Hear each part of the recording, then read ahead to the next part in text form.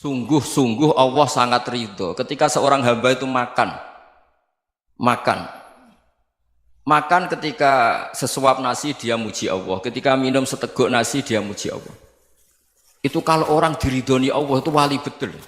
Itu untuk jadi wali itu gampang, kamu makan ridho, kamu nginjak buminya Allah ridho seneng, kamu hidup keseharian aman seneng. Nah ini supaya sampean kita semua ngaji betapa panduan Rasulullah untuk menggapai ridho Allah itu banyak yang keseharian sekali. Saking kesehariannya banyak dalam hadis dan itu sahih. Nabi menyebut hal-hal yang keseharian. Hatta ma tas'alu fi fimra'atika, kamu punya uang kemudian istri kamu bisa makan itu ibadah. Bahkan sebagian ibadah itu dicontohkan Nabi yang akhirnya diprotes sahabat.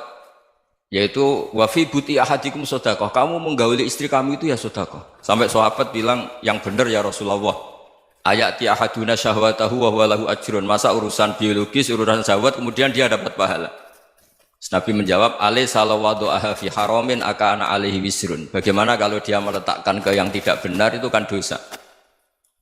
Nah, hal-hal seperti ini yang saya ingin teman-teman semua. Saya juga agak ingin ngaji demi Anda juga agak ingin. Itu dosa sekali ngaji kok pesanan kelompok tertentu itu enggak boleh. Islam itu untuk semua. Jadi ya cuma karena di depan saya jenengan ya seakan-akan jenengan korbannya. Itu ada ilmunya dalam usul fikih itu. Jadi orang itu harus ngaji usul fikih. Nama yang disebut, mungkin Mas Sufyan masih ingat zaman ngaji usul fikih. Nama yang disebut itu tidak jaminan sebagai prioritas perintah. Jadi misalnya gini, kebetulan yang di depan Nabi itu Abu Dzar. Nabi ya bilang, ya Aba Dzarin ini uhibbuka misalnya, atau ya Mu'ad ini uhibbuka, atau ya Aba Hurairah ini uhibbuka misalnya. Banyaklah riwayat yang Nabi nyebut ya Aba Dzarin, ya Mu'ad, ya Aba Hurairah. Kemudian misalnya Nabi meneruskan khitab, ini uhibbuka, saya mencintai kamu, fakul dubur sholatin, atau sebagian riwayat disebut fala tada'an la dubura kulli sholatin, Allahumma inni ala dzikrika wa syukrika wa husni ibadatik. Saya mencintai kamu, siapa saja. Mu'ad bisa, Abu Dzar bisa siapa? Saya mencintai kamu, mohon kalau habis sholat kamu jangan lupa wiridan Allahumma a'inni ala dzikrika wa syukrika wa husni ibadatik. Ya Allah, tolong kami permudah supaya mudah ingat engkau. Anda tidak bisa mentang-mentang, wong nama saya Parmin, nama saya Purnomo, itu yang diperintahkan Mu'ad misalnya. Jadi yang disebut satu, tapi khitab itu untuk siapa saja. Saya teruskan. Jadi saya mohon semua kita melakukan kebaikan itu kalau dalam kaidah fikih disebut al yakin la yuzalu bisyak. Banyak kebaikan yang kebenarannya itu 100%. Tidak punya efek samping ke pihak lain, ke kelompok lain, ke komunitas lain. Itu tadi misalnya Anda makan dan itu murah sekali, hanya butuh satu piring. Setiap punyaan kamu muji Allah, setiap minum kamu muji Allah. Itu redaksinya Rasulullah SAW disebut Allah sangat ridho ketika seorang hamba makan, kemudian dia memuji Allah, atau minum kemudian dia muji Allah. Logikanya gampang. Negara seperti ini yang kamu harapkan bentuknya kayak apa, mertua, ipar, komunitas, tetangga, itu nyata terjadi itu kan belum pasti. Sementara yang mesti terjadi adalah kamu butuh makan, kalau tidak mati. Butuh minum, kalau tidak mati. Butuh bumi yang nyaman ditempati, kalau tidak kita juga mati. Sebab itu Allah kalau menyebut nikmatnya itu hal-hal yang keseharian. Alladzi at'amahum min ju'. Allah itu siapa? Allah itu yang menciptakan kamu bisa makan. Tidak berlebihan. Allah itu yang menciptakan kondisi sosial itu ideal. Zaman Nabi itu ya ada orang munafik. Orang-orang pilihan Allah itu juga diuji orang sekelilingnya yang macam-macam. Semua diuji sesuai konteks zaman dan waktu. Nah, tapi ada ibadah-ibadah yang selalu disarankan Nabi. Sampai Nabi itu pernah ditanya, ayul islami khairun ya Rasulullah, Islam terbaik itu gimana? Jawaban Nabi itu unik. It'amut to'am. Islam terbaik itu ya makan-makan, santai-santai. Ketika Allah menyebut beberapa kebaikan, falak tahamal aqobah wa ma adrokan Allah mal aqobah. Terusannya apa? Fakku rokobah. Terusannya apa? Au it'amun fi yaumin di masubah. Ya itu acara makan-makan itu juga Islam. Kenapa? Ya bayangkan kalau tidak ada makanan kita mati kan? Kondisi sosial tidak ideal itu Anda masih gak apa-apa. Tapi kalau Anda tidak makan, Anda tidak minum, Kamu punya istri cerewet masih bisa hidup, punya mertua cerewet masih bisa hidup. Tapi kalau tidak makan bisa mati. Berarti penting mana istri sama makan? Penting mana? Makan. Semoga istri Anda dengar, nanti kamu disuruh makan tapi pulang deh. Itu kalau dibahasakan makan masih memahami. Penting mana nasi satu piring dengan istri. Nggak ada nasi mati, nggak ada istri belum mati. Penting mana? Gak berani jawab kan? Nah, ternyata Anda ada garang kan di depan istri. Jadi saya mohonlah, mungkin Mas Sufyan Sauri tadi yang bisa bantulah. Teman-teman tuh ngaji yang keseharian saja. Karena kita nyari ridha Allah itu berdasar firman Allah. Dan firman Allah itu menyebut keseharian tuh riang, gampang. Yaitu tadi misalnya wa min ayatihi manamukum bil laili wan nahar. Termasuk ayat-ayat Allah itu kamu tidur. Maka dulu itu ada guyonan, ada tokoh Mu'tazilah, kelompok dalam Islam yang berpikir manusia itu bisa menentukan ikhtiarnya sendiri. Karena saya bisa duduk, ingin berdiri, berdiri. Karena kelompok ini nggak terima kalau semua kehendak Allah, nanti bagaimana kalau semua kehendak Allah kok ada hisab ya, ada sanksi. Lucunya itu dia akhirnya, ini cerita ya, mencintai seorang perempuan, cantik sekali. Dan itu dia menjadi ahli sunnah itu oleh hal-hal yang sepele. Karena istrinya cantik, ya namanya suami istri hubungan intim. Terus ditanya, Mas, masih ingin lagi? Masih. Silahkan diulang lagi. Wah ya tidak bisa. Katanya manusia bisa menentukan yang diinginkan. Itu tobat itu. Itu nggak bisa ditobatkan Mas Sufyan Ats-Tsauri. Orang cantik yang mudah nobatkan orang itu orang cantik. Segampang itu. Akhirnya kita tahu, makanya kalau dalam kitab Hikam itu disebut al-aqil mayyakul madza yaf'alu wa hubi wal ghafil mayyakul madza af'al.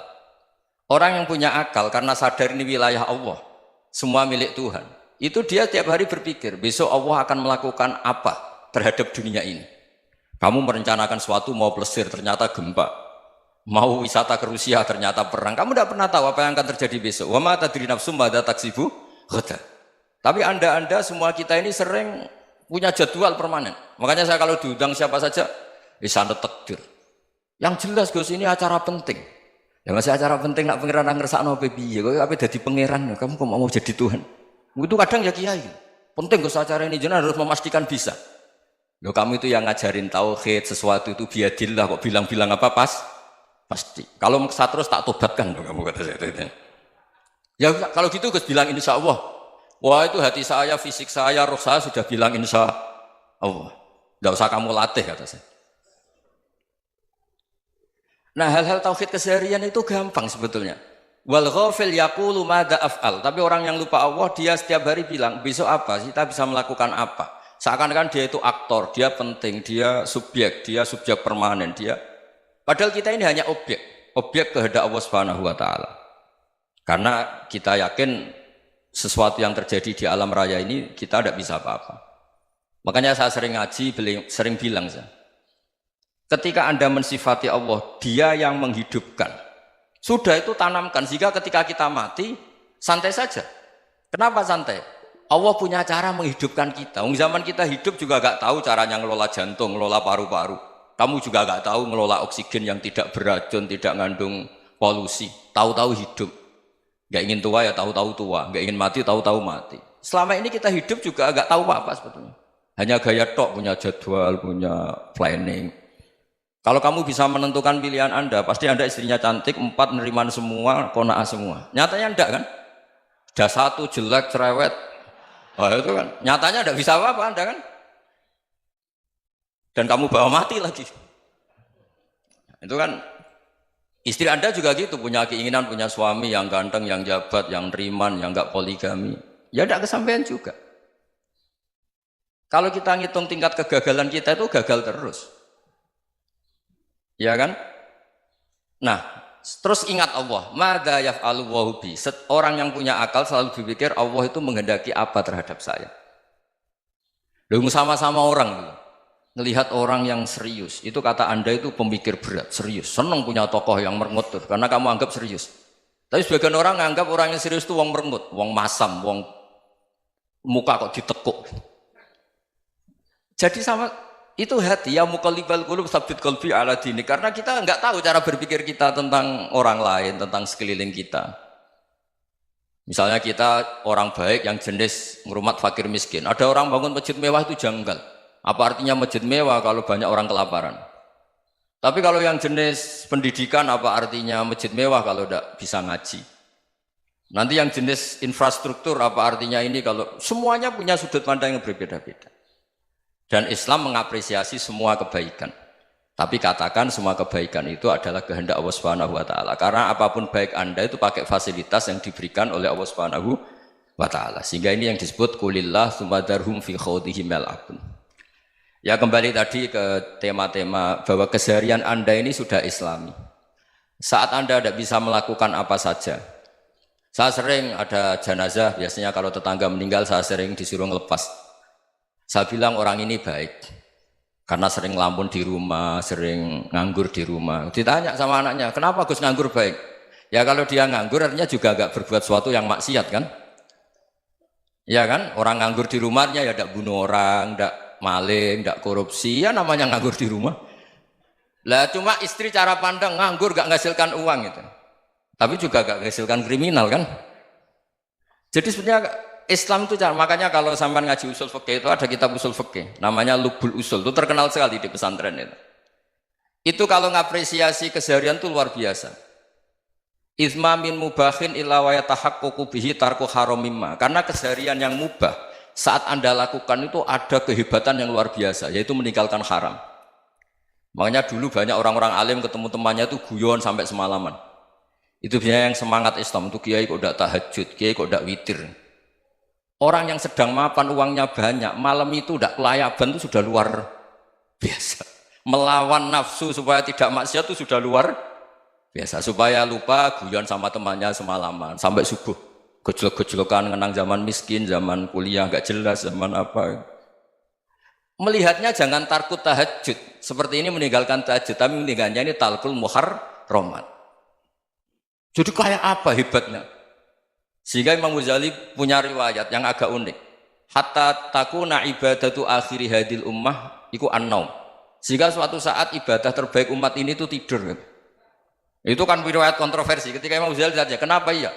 Kenapa kamu mulai keluar dari rumah itu sudah banyak maksiat? Melihat perempuan yang enggak mahram, melihat fenomena. Tapi kalau kamu tidur itu enggak melihat apa-apa.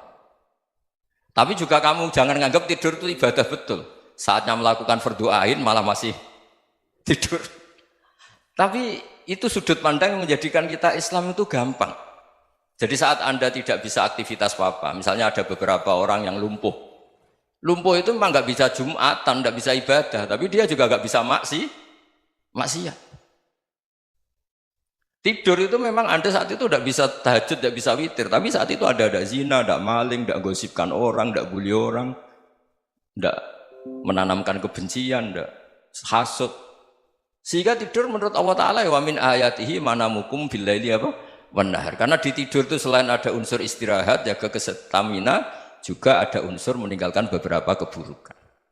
Nah saya mohon ibadah yang keseharian ini kita jaga. Supaya kita semua baca ayat itu fasih. Fasih itu tertanam di hati. Allah itu siapa?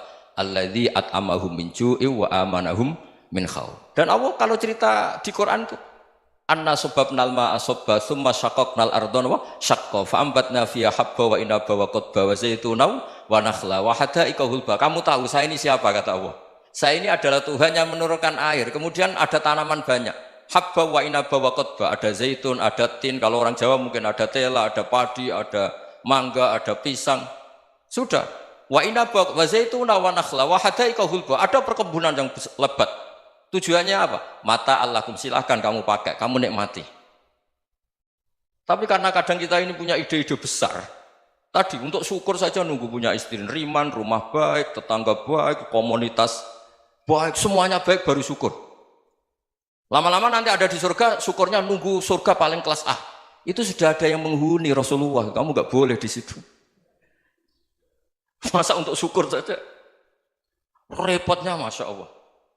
Jadi mohonlah Quran yang kalau Anda hafalkan juz sama itu kan ada ayat-ayat yang kayak tadi. Ya, fal yang dzuril insanu ila ta'ami. Coba lihat. Apa yang kamu makan ya? Dari mana?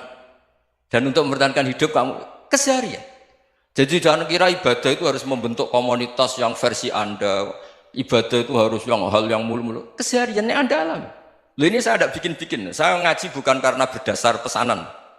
Itu ayat yang saya bacakan betul ada ayatnya kan. Fal yang dzuril insanu ila tu'ami anna sababnal ma'a sabba thumma syaqqaqnal ardo syaqqa fa ambasna fiha habba wa inaba wa qadba wa zaituna wa nakhla wa hada'iqa ghulba. Terusannya apa? Mata'al lakum, silakan kamu nikmati. Mata itu silakan kamu nikmati. Ya kayak sampean dikasih hidangan ya makan. Ya sudah makan, habis makan ya minum, habis itu ngantuk ya tidur. Ya sudah normal-normal saja. Kayak apa indahnya Islam? Tapi Anda mencari Islam yang gimana lagi? Nah itu yang diajarkan guru-guru kita, diajarkan sanad kita sampai Wali Songo, sampai Rasulullah SAW. Bahwa pada akhirnya ada jihad, ada perang. Itu dulu memang perang, bukan membunuh, beda. Dulu kita dijajah Belanda ya perang, dan itu normal karena kita dijajah. Jadi ketika orang lain ingin baik sama kita, wa in ahadum minal musyrikin astajaruka ya fajirhu hatta yasma'a kalam Allah. Kalau mereka ingin baik ya kita baik. Makanya ada istilah mustakman, mu'ahad. Kalau mereka ingin damai, berdampingan dengan kemajmukan ya itu yang lebih baik. Karena memang Islam menghormati proses perdamaian. Wa in janahu lis-salmi ya fajnah lah. Kalau ingin damai ya kita harus